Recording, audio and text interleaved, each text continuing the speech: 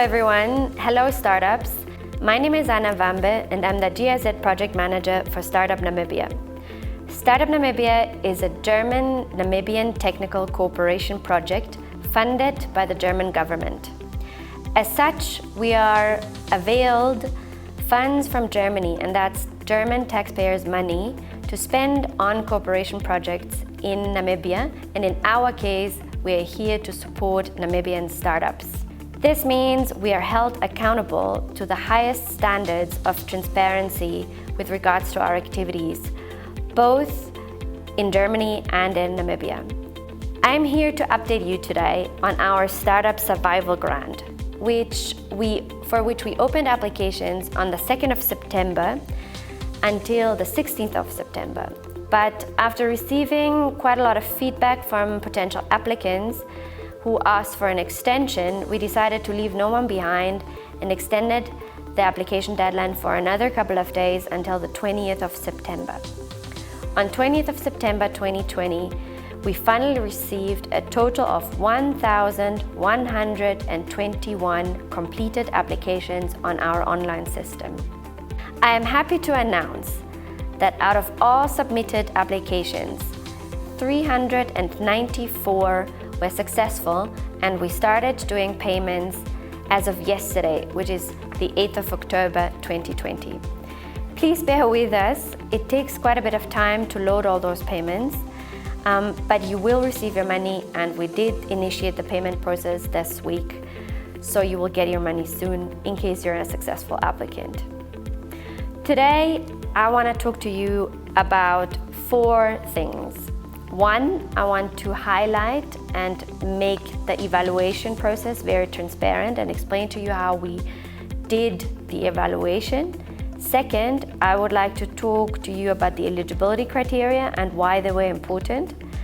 Then 3, I want to talk about the most common reasons for rejecting applications. And then finally, I want to close off with tips and tricks for your next application. Let me start with my first point, evaluation process. Over the past week, we notified successful and unsuccessful applicants, and we received a lot of emails and phone calls with questions. So I'm here today hoping to answer some of those questions. First, I would like to explain the evaluation process in detail. We did a screening of all the 1,121 applications by an internal Startup Namibia team. It was a screening done by designated team members to do that, and they checked if the applicants submitted all the necessary documents as we asked for them. Secondly, in round 2, all the applications were screened by a team of 10 external evaluators from the private sector, our government partners, and the NGO sector. On average, each application was viewed by at least 2 independent evaluators in a transparent 2-stage process. Let me talk a little bit about eligibility criteria and why they were so important. Eligible startups for the Startup Survival Grant have to be formally registered and not older than 5 years. So you may ask yourself, why 5 years? We are a startup support project, and our funds are dedicated to young and newly founded businesses. 5 years is the standard international definition for a startup. So we needed a full founding statement or documents of incorporation to check when it is your business's birthday, so to say, and that the business was not older than 5 years. So this is why we needed full founding statements uploaded onto Accelerator app. Let's talk a little bit about why we wanted businesses to be registered. Registering your business is extremely important if you want your business to flourish and grow. First, with most legal entities in Namibia, it will limit your personal liability. So if something goes wrong in your business, you're not also personally liable. Legitimacy. Your business is more legitimate when it is formally registered. Think about it like this. You as an individual, you most probably have an ID or a passport. You need to show your ID when you receive or when you want to apply for basic government services or when you want to travel abroad. Your business's registration is almost like your personal ID or passport. It gives your business more legitimacy and it allows you to clearly identify your business and get access to a number of services, like funding from the government, grants, or also equipment aid. It is also easier to raise capital if your business is registered. We're talking debt from banks or also equity from investors. And you need to be registered in order to open a business bank account, which was another eligibility criteria for the grant. We asked businesses to have a business bank account in their name for the following reasons. You need a business bank account in order to separate private and business finances. And that is really important if you want to grow your business. It also allows you to create a financial track record for your business. And that's what banks look at if you want to apply for a loan. And last but not least, having your business finances separated in its own bank account, it allows you to have a better overview of your business financial situation and make adequate strategic financial decisions. We asked for bank statements for June, July, and August 2020 because we wanted to make sure that the businesses are active and not just dormant. What we wanted to avoid is that people who had registered businesses previously but didn't really do any activities there, so dormant businesses, would just now be reactivated to access the funding.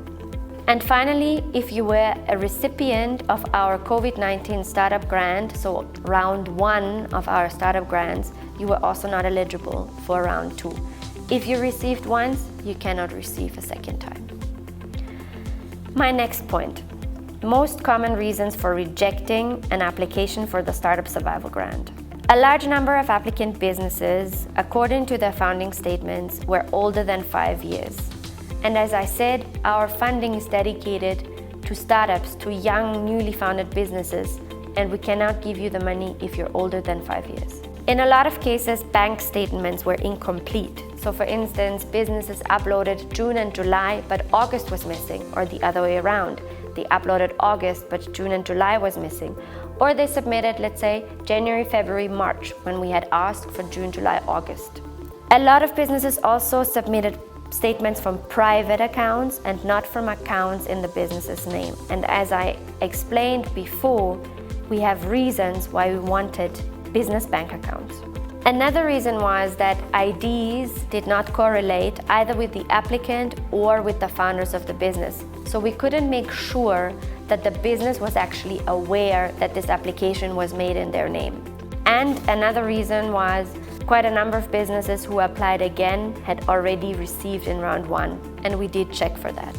And last but not least, in some cases, documents were in an unreadable format. So for instance, businesses took pictures with their phones of their founding statements or bank account statements, and it was blurred and we simply could not read the information. Or the information was uploaded in locked zip folders, so we simply couldn't open the accounts. My final point, tips and tricks for your next application, because there's always a next one. First, apply for yourself and not through someone else. We received a lot of applications through other people or consultants, and there we could see that a lot of mistakes were made. Do it yourself. It wasn't that difficult, and you can do it. We know, and we trust that you can do it. Verify what you submit or upload. One application received a song instead of an ID, or we received bank confirmation statements instead of bank account statements. Before you press the submit button, go through your application again and make sure you apply and you upload the right documents. And then check eligibility criteria. Don't take chances. If we say we want businesses that are not older than 5 years and you are not eligible, and we cannot simply move your application to the next round. We need to be fair and transparent, and we're accountable, as I mentioned, to the highest standards of transparency and accountability. In conclusion, I want to thank all the businesses who made an effort to apply. To everyone who made an effort to upload an application, I congratulate you. That was a good step into the right direction. I also want to especially congratulate all the businesses who submitted all the documents correctly and who are successful applicants and who will receive the grant. Congratulations, a job well done. And we look forward to working with you in the future. And finally, I would like to encourage all the unsuccessful businesses and applicants not to give up. There will be more opportunities. Please continue your entrepreneurial journey. You will get there. Thank you and goodbye.